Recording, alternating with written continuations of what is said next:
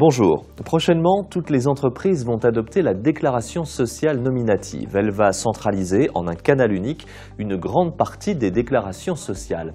Mais ce changement suscite de nombreuses questions, lesquelles je vous propose de retrouver tout de suite M. Franck Pigache. Il est directeur général délégué chez Lucan Pharma, client d'ADP.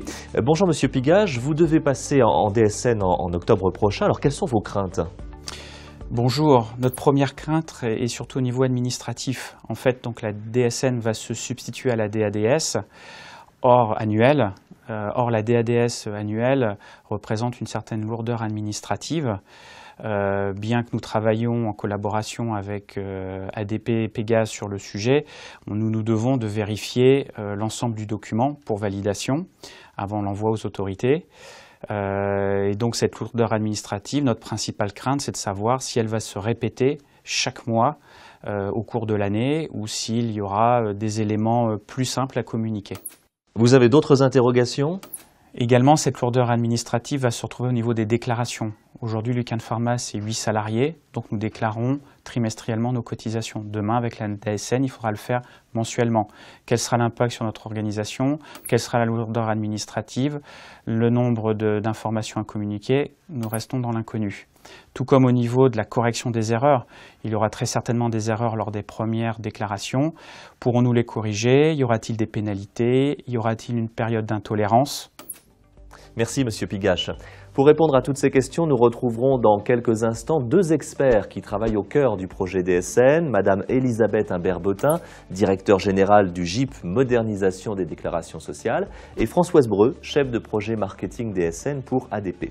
Mais avant cela, je vous propose de rejoindre Marjorie Jolin, elle est responsable comptable et RH chez Sigmato, client d'ADP. Bonjour Madame Jolin. Alors expliquez-nous comment s'est passée la mise en place de la DSN dans votre entreprise. Bonjour, nous travaillons avec ADP depuis plusieurs années et la mise en place de la DSN qui s'est faite il y a 3 mois s'est très bien passée.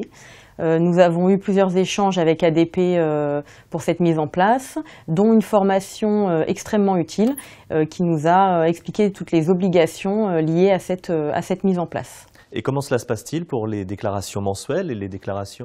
Comme nous avons opté pour la gestion des paiements avec ADP, cela nous permet de nous décharger de la gestion mensuelle et de la responsabilité des paiements auprès des organismes sociaux.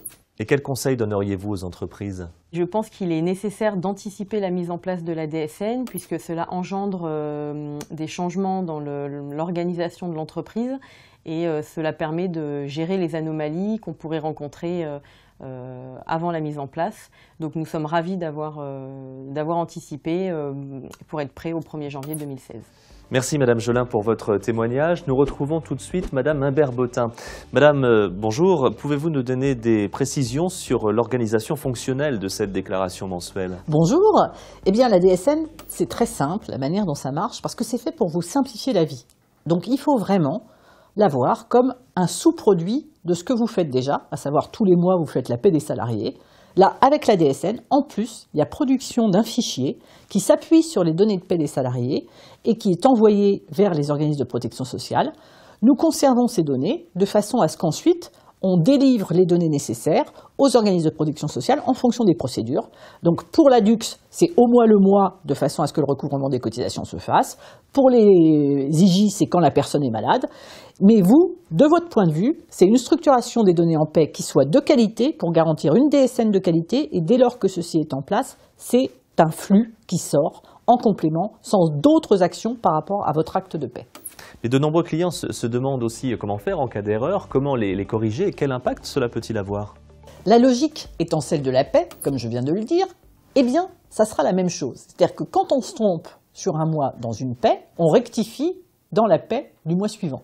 Eh bien là, ce qui aura été transmis dans la DSN du premier mois sera rectifié par la DSN du mois suivant qui portera la rectification en paie. Alors il y a plusieurs cas de figure. On peut s'être trompé de taux. Si on s'est trompé de taux, en fait, dans la rectification de paie, on affecte bien le rattrapage du taux sur la période antérieure. Si par contre c'est un élément qu'on ne connaissait pas et qui est versé aux salariés que le mois suivant, ça sera avec la paie du mois suivant dans la même période de versement. Donc il faudra bien, en fonction des cas, regarder comment gérer la rectification, mais ça se fait naturellement comme vous faites en paie aujourd'hui. Merci Madame Imbert-Bottin. Nous retrouvons maintenant Françoise Breu pour ADP. Alors Madame Breu, où en êtes-vous de la mise en place de la déclaration sociale nominative chez ADP? Bonjour. ADP a mobilisé une équipe dédiée pour mettre en place ce nouveau mode déclaratif pour tous ses clients. Nous avions une trentaine de personnes qui travaillaient là-dessus. Nous sommes fiers de dire que tous les clients qui étaient dans l'obligation intermédiaire d'avril produisent désormais une DSN, soit plus de 2200 clients. Cela représente 2 millions de salariés qui sont déclarés en DSN tous les mois. Nous avons intégré désormais toutes les données ACOS et nous préparons pour nos clients les données retraite et prévoyance et les données qui supprimeront la NKDS. Et pouvez-vous aussi nous parler de votre retour d'expérience sur la mise en place de la DSN? Oui, notre retour d'expérience s'appuie sur des grandes entreprises. La plupart ont eu du mal à faire tous les contrôles avant la fin du mois.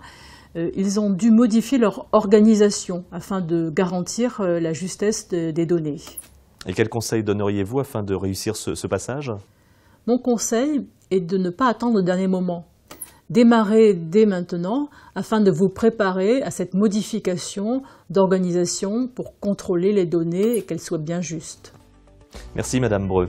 Désormais vous savez tout, ou presque, sur la DSN et sa mise en place. N'hésitez pas à contacter ADP pour de plus amples informations. À très bientôt.